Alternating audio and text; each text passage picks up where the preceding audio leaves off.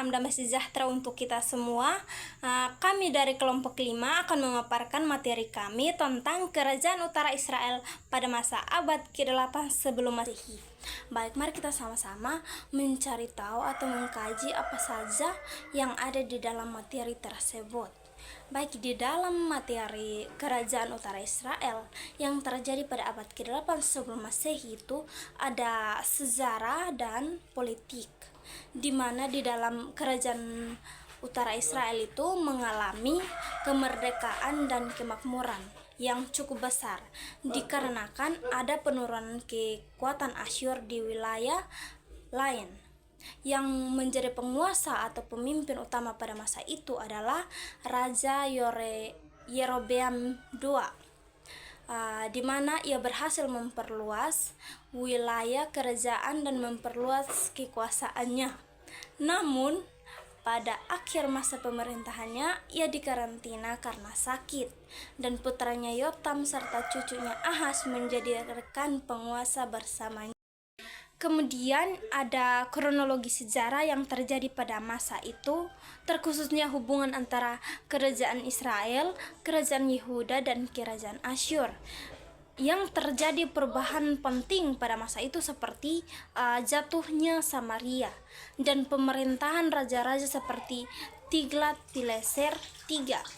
Dalam konteks ini juga menyebutkan peninggalan arkeologis di Samaria seperti fragmen gading berukir yang menunjukkan kemakmuran kerajaan Israel Utara.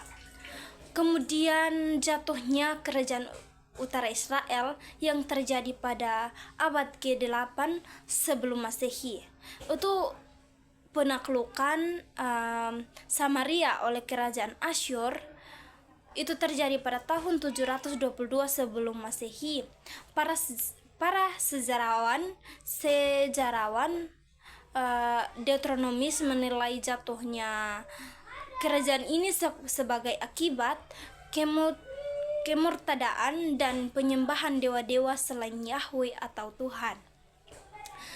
Dalam materi ini juga menyebutkan peristiwa seperti perang Siro Efraim, peran Raja Ahaz, dan juga perubahan dalam tradisi kenabian. Kemudian ada kitab-kitab nabi akhir dalam Alkitab yang disusun berdasarkan panjang teks, atau dari yang terpanjang hingga yang terpendek.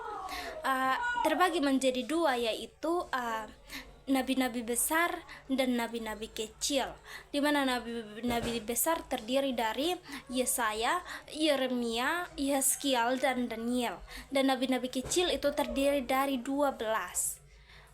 Kemudian nabi-nabi kecil ini mengikuti tradisi kuno dan secara umum bersifat kronologis, dengan para nabi dibagi berdasarkan periode Assyria awal, akhir, dan Persia.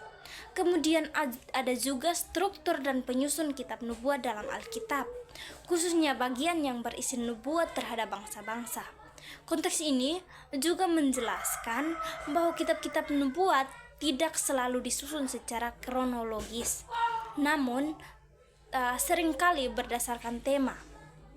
Itu tercatat di berbagai kitab, dapat ditemukan dalam kitab Yesaya, Yeremia, Yeskiel, Amos, dan Sefanya, Obadja, dan Nahum. Saya akan lanjut mempresentasikan poin berikutnya mengenai kitab Amos.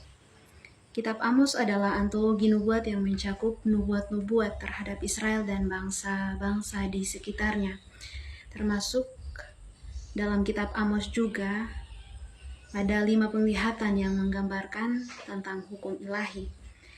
Yang dimaksud dengan nubuat-nubuat ini seringkali dimulai dengan frasa karena 3 atau 4 pelanggaran yang mereka lakukan. Dalam kitab Amos, hukuman dan juga nubuat-nubuat ini ditujukan kepada Israel Utara dan Yehuda serta beberapa bangsa tetangga mereka. Yang pertama, bangsa Damsyik, Gaza, Tirus, Edom, Bani Amon, dan Moab. Khususnya hukuman bagi bangsa Israel dihukum karena kemunafikan agama di mana mereka menjalankan ritual keagamaan formal tetapi mengabaikan tuntutan Allah akan keadilan dan kebenaran dalam perlakuan terhadap sesama manusia. Nah, yang dimaksud dengan penglihatan-penglihatan dalam kitab Amos ini ada 5 penglihatan. Yang pertama, penglihatan mengenai belalang, dan penglihatan yang kedua mengenai api, penglihatan yang ketiga tali sifat, dan penglihatan yang keempat bakul dengan buah-buahan, dan penglihatan yang terakhir itu adalah Tuhan dekat mezbah. Secara ringkas, kitab Amos mengajarkan bahwa hubungan yang benar dengan Allah tidak hanya melibatkan ritual keagamaan, tetapi yang lebih penting adalah menjalankan keadilan dan kebenaran dalam seluruh aspek kehidupan.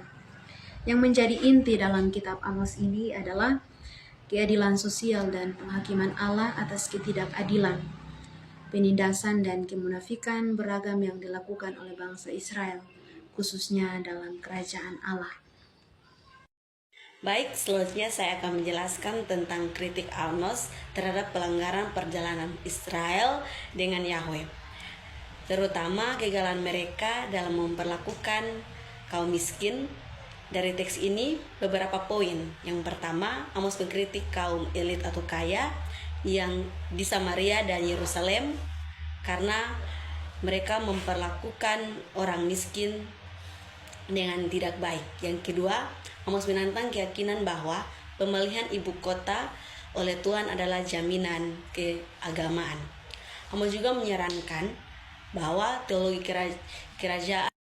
Amos juga menyarankan ideologi kerajaan dan mengingatkan bahwa hubungan istimewa Israel dengan Yahweh bukanlah jaminan perlakuan istimewa.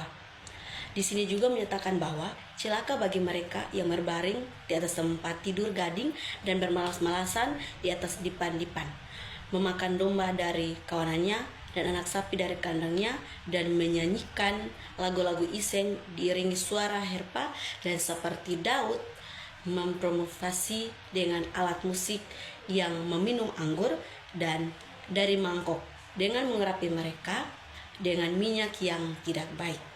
Karena itu mereka sekarang akan menjadi orang-orang pertama yang pergi ke pembuangan, dan pesta pora yang bermalas-malasan akan berlalu.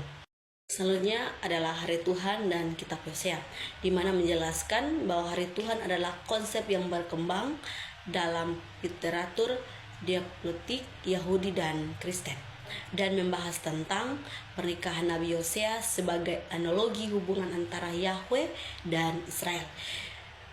Kitab Hosea adalah salah satu dari 12 kitab Nabi kecil. Teks ini juga mencatat poin-poin, yaitu hari Tuhan adalah hari ketika Yahweh datang untuk berperang melawan musuh-musuhnya yang sering juga musuh Israel. Teks ini juga mengutip dalam kitab Amos pasal 5 ayat 20-25, yaitu menunjukkan bahwa ritual keagamaan Israel seperti perayaan dan kurban tidak berkenan kepada Yahweh. Selanjutnya yaitu serangan para nabi terhadap ritual-ritual dalam kenabian Israel, khususnya terdapat dalam kitab Amos, Yesaya, Yeremia, Yosea, dan Mika, di mana mereka mengkritik persembahan kurban dan doa yang disertai dan dengan ketaatan batin dan kasih kepada sesama. Ketaatan lebih penting daripada persembahan kurban.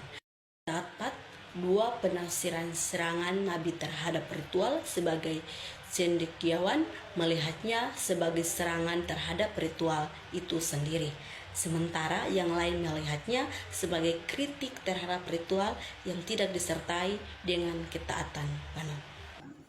Baik, saya akan menjelaskan tentang poin terakhir, yaitu pesan Hosea. Untuk poin ini, Hosea memberikan dua gambaran penting tentang Yahweh dan Israel. Dia menggunakan dua metafora untuk menjelaskan betapa dekat dan baiknya Yahweh kepada Israel. Yaitu metafora yang pertama, dia menggunakan suatu kaitan antara pernikahan, di mana Hosea menggambarkan betapa dekatnya antara Yahweh dan Israel, bagaikan ikatan kekasih yang tidak dapat dipisahkan dalam pernikahan. Dan yang kedua, metafora bapa dan anak. Hosea memberikan gambaran bagaimana Yahweh dan Israel begitu dekat, di mana Yahweh sangat mengasihi dan mencintai Israel. Meskipun mereka tidak taat kepada Yahweh, dan pada akhirnya juga Yahweh menghukum mereka atau menghukum Israel. Karena ketidaktaatan mereka itu, akhirnya Yahweh menghukum mereka.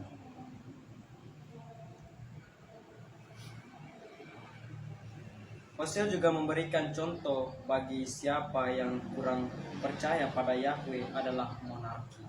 Hosea juga mengambil sikap tegas antar anti monarki terhadap para penguasa kerajaan Israel Utara. Karena pada saat itu kerajaan Israel Utara oleh bangsa Asyur menafsirkan bencana yang akan segera terjadi bagi Israel. Tetapi walaupun Yahweh marah terhadap Israel, ia tetap dengan penuh kasih mengasihi Israel. Demikian penjelasan dari saya. Terima kasih.